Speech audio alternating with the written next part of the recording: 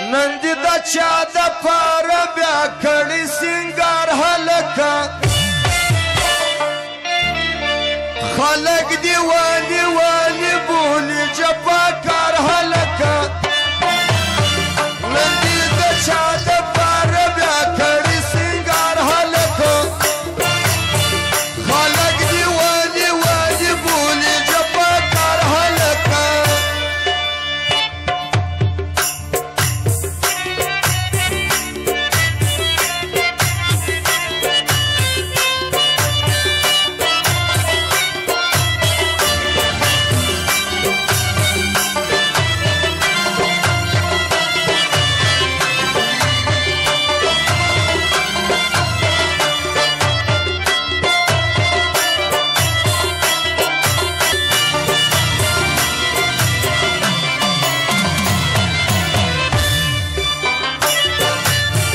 سردار جاودانی پنځه زره بخښي وکړه پر دغه غزل او د حاجي احمدالله فرمایش شګانو کانو پر سر ځې د ډېره کبره څخه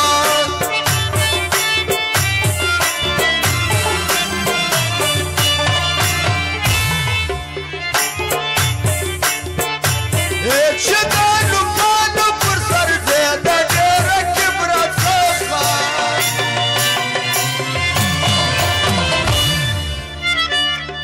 ستا عاشقان وتا د ناس پر لویه لار هلکه ستا عاشقان وتا د ناس پر لویه لار هلکه خلک دې والي والي بولي جفاکار هلکه نن دې د چا د پاره بیا کړي سینګار هلکه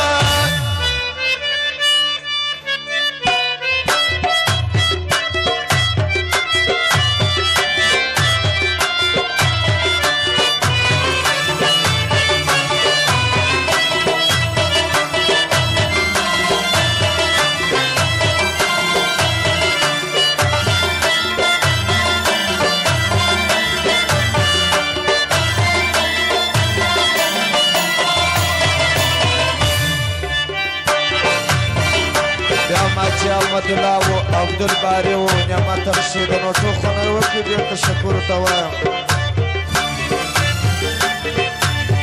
نن دې موسم دی که نازونه کوې خوښه دې خپل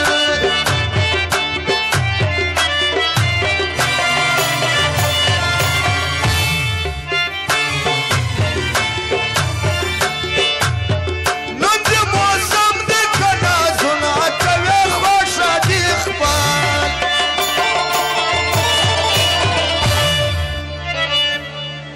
دغه دوران به دې سي تېر نن دې بهار هلکه دغه دوران به دې سي تېر نن دې بهار هلکه خلک دې والي والي بولي جفاکار هلکه نن دې د چا د پاره بیا کړي سینګار هلکه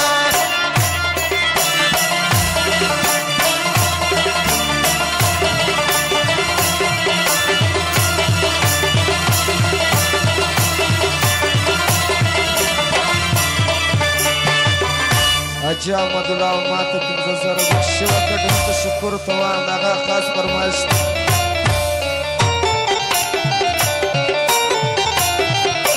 او د نثار احمد هم خاص فرمایش او د قاسم ځوان د بلادیز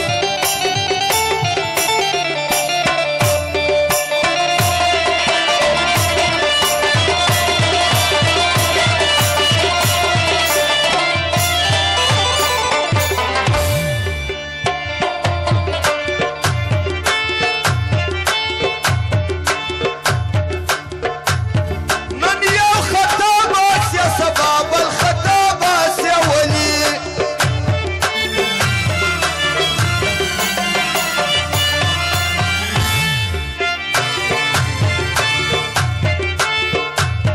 نن یو خطا باسي سبب الخطا باسي ولي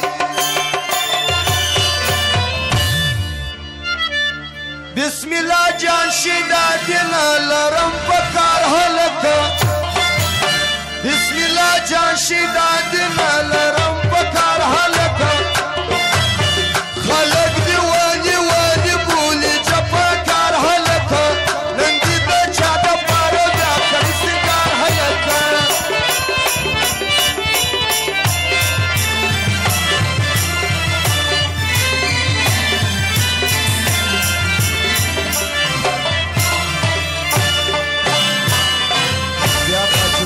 عاشق زو